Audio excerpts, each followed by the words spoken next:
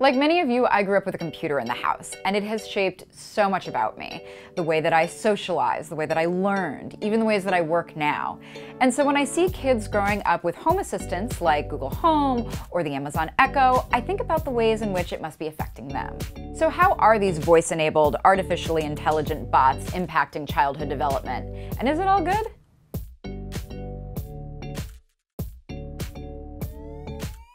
Tens of millions of Americans now have some sort of digital assistant in their home. Chris Grimmick is one of them. He bought an Amazon Echo about 3 years ago, shortly after the birth of his daughter. He uses it to go shopping, but also as a way to connect all the other digital devices in his home.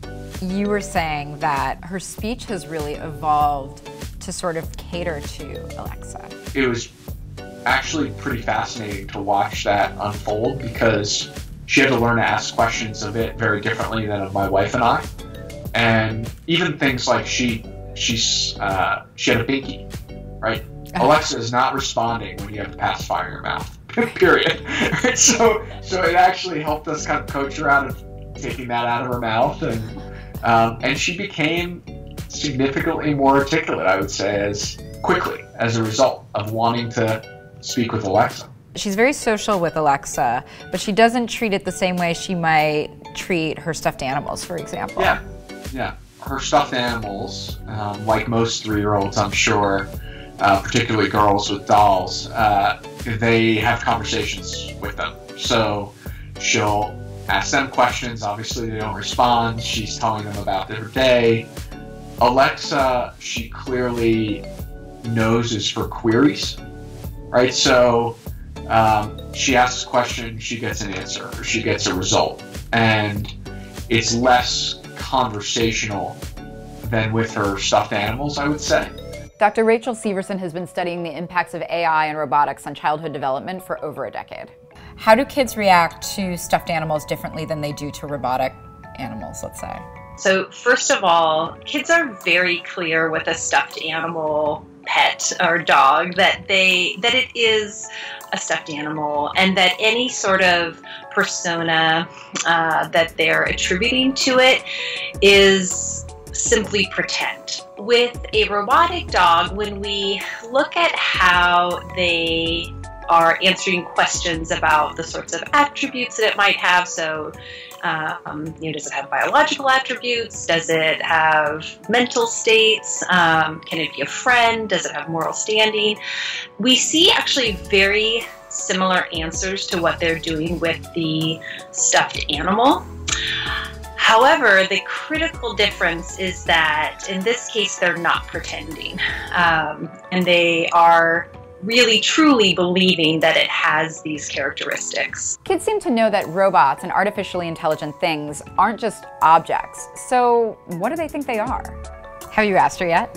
Yeah, we did ask her, and she clearly had never thought about it before. So I asked her, okay, where does Alexa live? Okay, she lives in our house. And she then came up with the fact that she thought Alexa might be a musician.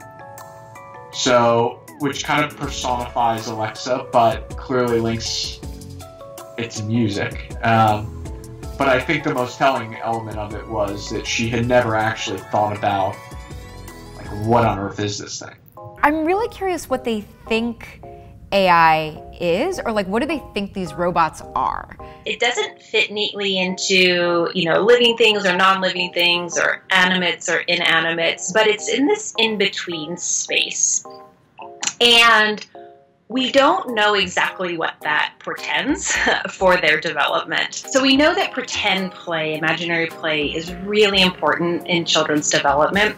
Roughly 2/3 of kids engage in pretend play.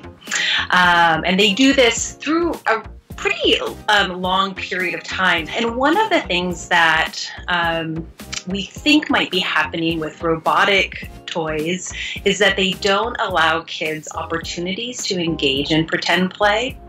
And that is because they already have a persona embedded and a script that they're running, and it doesn't give kids the opportunity to generate a persona and then put it onto this entity. There's still a ton of research to be done on the way that AI and robotics affects childhood development, especially on how this technology impacts kids over time as they get older. While assistants like Alexa may encourage kids to be a bit more articulate earlier, in general, robots may not be the best educational tools in the long run. As Dr. Severson says, it's developmentally important for kids to play and imagine, and robots tend to inhibit that instinct. And that's really important to keep in mind as more artificially intelligent toys and educational tools for children come on the market.